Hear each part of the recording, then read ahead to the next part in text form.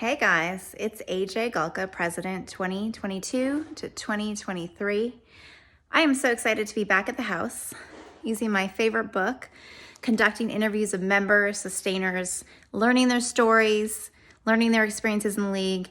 Today, I have the honor to be interviewing Nall, Miss Southern California.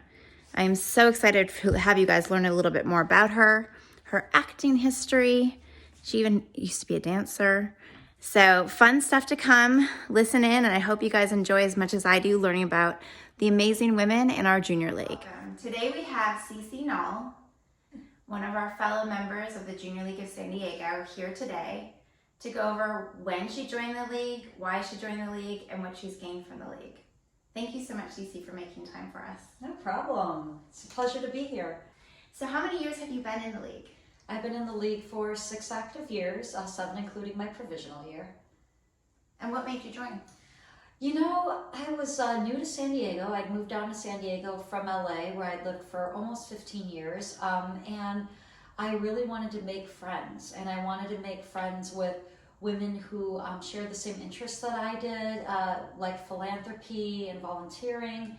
And a friend of mine that I worked with was a member of Junior League of San Diego, and she was always talking about all the volunteer work she was doing and the membership connections events she was going to, and it sounded sort of interesting.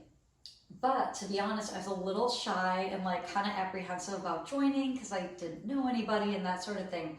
So another girl that I also work with at that company was interested in joining too. So we kind of made the deal that we were going to go to the new member meeting together to find out information, and we did, and both decided to sign up to be provisionals, and we went through our provisional year and our first year together. That's so great. So many amazing friendships and connections are made during that provisional year because it feels so intensive. Feels like you're doing so many new things. Yes, yeah, and it is a really intense year. I remember, oddly enough, I think back to my placements since my provisional year, and I think my provisional placement was probably the most intense and most stressful. And I've done some pretty hardcore placements, like junior, senior SPAC. I'm on the board of directors now. So, I guess I would spin that into advice. If you're a provisional member and you feel like it's kind of a lot right now, stick with it, because once you get past that provisional year, you're going to have your challenges. I won't sugarcoat that, but it's going to get a little bit better. I think your provisional year, we just try to teach you so much about everything that the league does and get you involved in as many aspects of the league as possible. But as you journey on in the league, you'll get more focused. It'll be a little bit easier to manage, I think. Good points. Yeah. So I'd love to know, out of your 6 years of being in the league, what is your favorite memory out of everything you've done and explored? My favorite memory actually goes back to my provisional year. We had the Food and Wine Festival that year, and the provisionals are expected to work it. And I got put at the table with cake. I'm not sure why we had cake there. There's a reason we had cake. I don't really remember why. But there was cake, and there's also this horrible storm that day. So it was down at La Jolla Cove.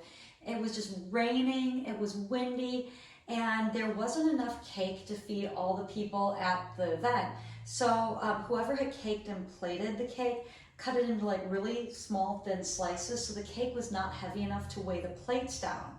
And this huge gust of wind came, and my friend and I were working the cake table, and we're sitting there trying to make the best of it in our little blue dresses and smiling, and all of a sudden, all this cake comes off the table and blows all onto us. I have always watched cartoons as a child and been like, wonder what it's like to get a pie in the face. I found that out that day. It was not fun, but we laughed it off. We were laughing so hard in the midst of screaming as we're getting pelted by frosting. But it was a funny memory and a fun day. Who is a woman that you admire or look up to, and why do you particularly look up to her? Gosh, okay, well, I definitely have to say Dolly Parton. I love Dolly Parton. I've loved Dolly Parton since I was a little girl, and I watched 9 to 5. I was probably about 5 when I first saw that movie. I love the song from it. I just thought it was such a fun song. I danced around my living room.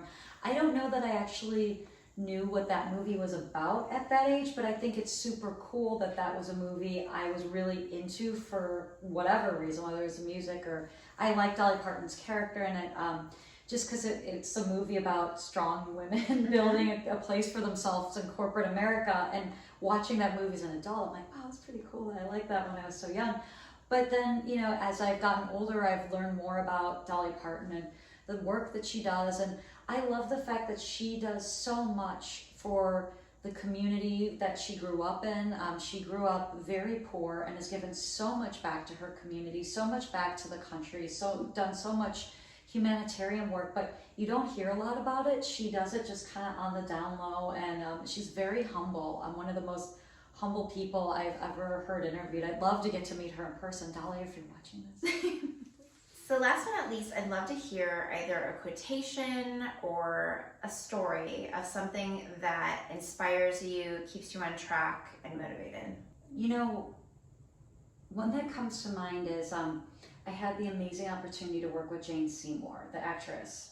She is a phenomenal woman if I have ever met one. She just impresses the heck out of me. And her mom was in a concentration camp during World War II in Japan. And at one point, Jane had asked her mom, you know, what was it that got you through that difficult time?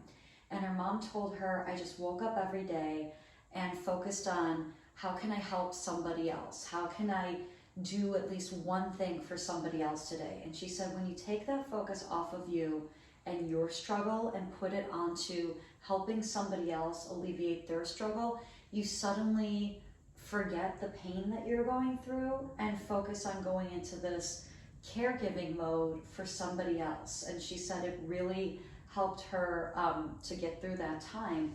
And I think that I always keep that in mind when I'm going through struggles is, yes, I'm depressed, or yes, I'm frustrated, or yes, this is not working out the way I want.